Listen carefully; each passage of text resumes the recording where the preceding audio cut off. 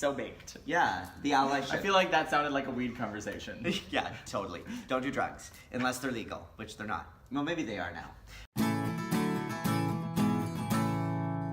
Hey, so I want to talk about allies. So allies, I think, are a really key ingredient to the LGBTQ life. I think it's important that we have allies, and especially straight allies, to help us in our endeavors.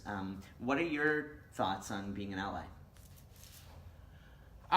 Well, it's interesting you say that. What are your thoughts on being an ally, suggesting that I am one? The conversation, the topic of being an ally.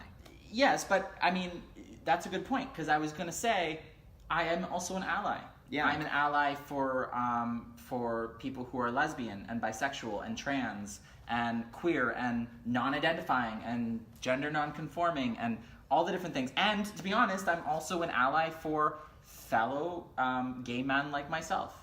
Yeah. Fellow people who identify as maybe a gay cisgendered man or a gay trans man or straight trans man, however you identify. Yeah. I think that the idea of an ally is just supporting each other.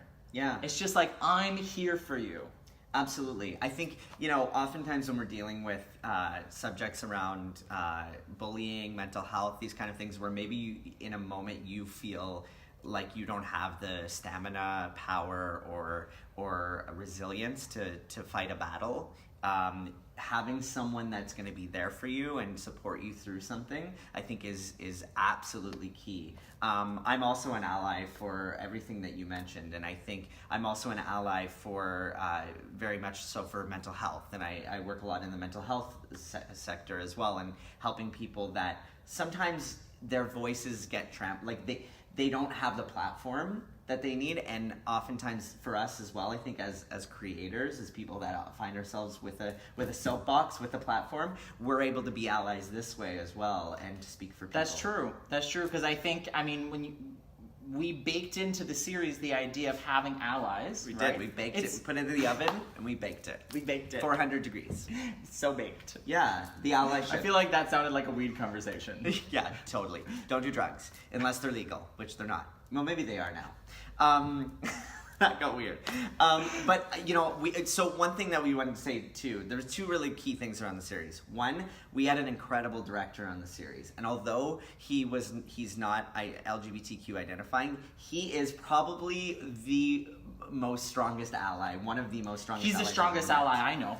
He literally, as we came on set, he would ask us our pronouns. He was very, very adamant about making the series as real as possible by discussing our own stories and collaborating with us that way. And I think he's also dealt with LGBTQ issues around like friends that he's had and things in his own way that have really enriched his view. And Brad, our director, the beauty of it also is that one of the reasons that he's such a strong ally is he doesn't assume how we feel.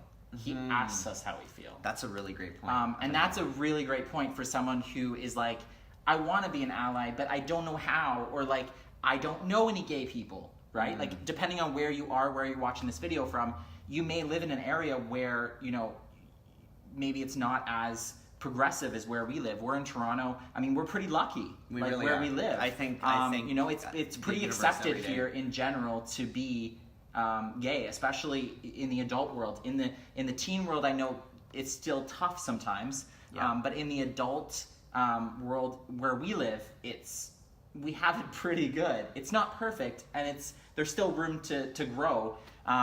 But we're pretty lucky here, and it's not the same everywhere. So some people, you may have never met a gay person. You may have never met someone who is trans.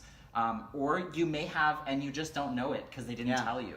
So I think being an ally is about, in some ways, being flexible, being able to read what the situation is, and being supportive in whatever way that is most useful and welcomed by the individual in that moment, and being able to kind of be there. Sometimes people just want to be alone together. Some people just want someone to sit with them, right? Some people want to have a conversation about it. Some people just want to know that there's someone there that can always help them find resources or help them in a crisis situation. And I think one of the things here too to consider is that, like, especially if you don't know anyone who's gay, or you don't know anyone who's trans or bi or lesbian, or you don't necessarily know what gender someone else is to be identified as, there's ways that you can just sort of be welcoming without having to know. That's right.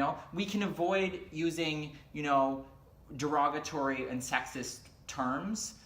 We can avoid using Pronouns. We can, use pronouns that people want to be called by.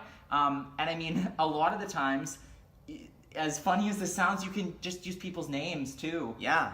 If you don't know, you can just say their name. That's right. You don't have to. Another one that's key, I think, is not assuming someone's sexuality through romantic terms. So, like using the term partner as opposed to boyfriend or girlfriend or husband. And I mean, some people don't like certain terms, and that's okay too. I mean, for me and my shall I say boyfriend, he doesn't like the term partner, so we don't use it in our relationship. Yeah, that's fine. And so it's just, He's also a lawyer, so partner for him means like... means something different. He's made the big time. He's a partner. Exactly. Yeah. If you or anyone you know is going through anything that we've talked about today or anything we've discussed, remember, you can always talk to someone. If you're considering being an ally, please continue to learn about it, and obviously there's lots of resources online. We've attached some LGBTQ resources in our description box below, and remember, we're always here for you.